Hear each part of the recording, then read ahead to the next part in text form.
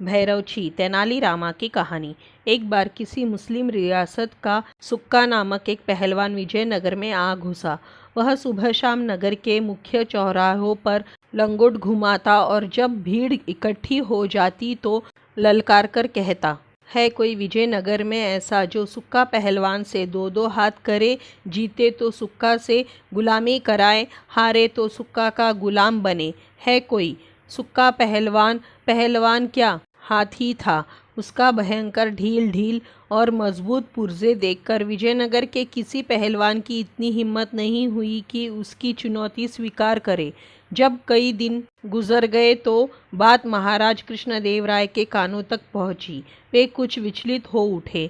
उन्होंने तुरंत सेनापति को बुलाकर पूछा, क्या हमारे राज्य में ऐसा कोई पहलवान नहीं जो सुक्का पहलवान का गुरूर तोड़ सके? राज्य की व्यायामशालाओं पर जो लाखों रुपया प्रतिवर्ष खर्च होता है वह व्यर्थ है क्या? सेनापति सिर झुकाए खड़ा रहा। वह बोलता भी क्या? वह तो स्वयं सुक्का पहलवान की शक्ति देख चुका था।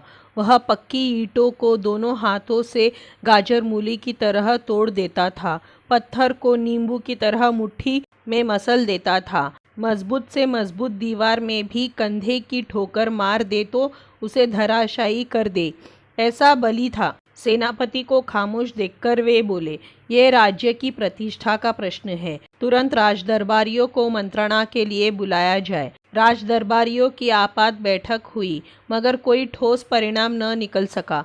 राज्य में कोई ऐसा पहलवान नहीं था जो सुक्का को हरा दे। फिर क्या करे? महाराज ने सभी दरबारियों के समक्ष निराशापूर्ण स्वर में कहा, क्या हार मान ले?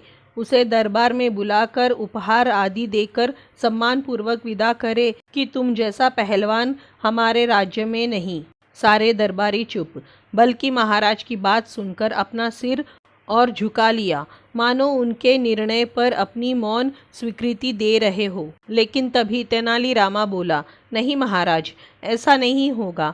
आशापूर्ण नजरों से महाराज ने तेनालीरामा की ओर देखा। कौन लड़ेगा उससे? मैं लड़ूंगा, सीना ठोककर तेनालीरामा ने कहा। रहने दो तेनालीरामा, व्यंग से मुस्कुराकर राजपुरोहित ने कहा, वह तुम्हारी चटनी बना देगा। हाँ तेनालीरामा, यह मजाक की बात नहीं है, महाराज ने कहा। कहाँ सुक्का पहलवान जैसा हाथी और कहाँ तुम दुबले पतले। कोई और उपाय सोचो ताकि इज्जत बच जाए। और कोई उपाय नहीं है, तेनालीरामा ने कहा। कम से कम लोग ये तो नहीं कहेंगे कि विजयनगर में सुक्का की ललकार सुनकर कोई सामने भी नहीं आया। आप ऐलान करवा दे महाराज, आज से एक सप्ताह बाद मैं उससे जोर आजमाऊंगा। महाराज सोच में पड़ गए, फिर विवश होकर उन्हें स्वीकृति देनी ही पड़ी। मंत्री, सेनापति और पुरोहित मन ही मन बहुत खुश हुए कि चलो, तेनालीरामा ने अपनी मौत को स्वयं ही दावत दे दी। अब इसका किस्सा तो खत्म ही समझो। और अगले ही दिन विजयनगर में यह समाचार फैल गया कि तेनालीरामा ने सुक्का पहलवान की चुनौती कबूल कर ली है।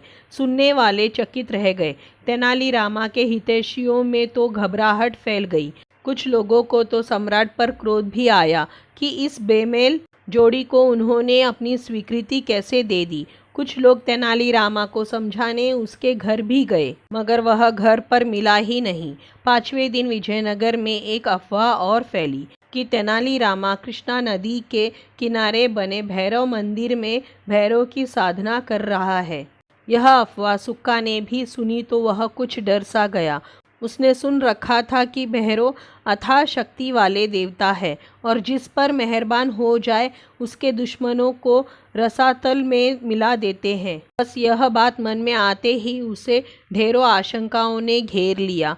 उसके मन में आया कि जाकर देखा जाए कि तेनालीरामा कैसी साधना कर रहा है। वह उसी रात लुकता छिपता मंदिर जा पहुंचा। वहां जाकर उसने जो नज़ारा देखा, उसे देखकर उसके पसीने छूट गए। उसने देखा कि साक्षात भैरव तेनालीरामा को गोद में बैठा कर अपने हाथों से कुछ जड़ी बूटी खिलाते हुए कह रहे थे, ले बेटा खा, ये भैरव बूटी है। इसे खाने से तू ऐसी शक्ति का स्वामी बन जाएगा कि पहाड़ भी तेरे स्पर्श से थर्राने लगेगा।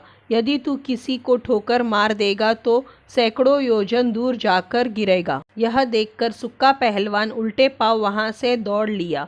वह अपने ठिकाने पर आया, अपना बोरिया बिस्तरा लपेटा और उसी क्षण विजयनगर से कूच कर गया। 7वें दिन जब सैनिक सुक्का पहलवान को बुलाने उसके ठिकाने पर गए तो पता चला कि वह तो 2 दिन पहले ही विजयनगर से रफू चक्कर हो गया है। महाराज ने हैरत से तेनालीरामा की ओर देखा तो उसने उन्हें पूरी बात बताई और कहा, महाराज, यदि अपने से अधिक शक्तिशाली को शिकस्त देनी है तो ताकत से अधिक अकल से काम लेना चाहिए। महाराज ने भावावेश में तेनालीरामा को सीने से लगा लिया और बोले, हमें तुम्हारी बुद्धि पर गर्व है तेनालीरामा, तुम रत्न हो हमारे दरबार के। तो दोस्तों, ये थी तेनालीरामा की कहानी भैरव जी। आपको कैसी लगी? अगर अच्छी लगी हो तो इसी तरह की कहानियों के लिए चैनल को सब्सक्राइब करें, वीडियो को लाइक करें, शेयर करें। धन्यवाद।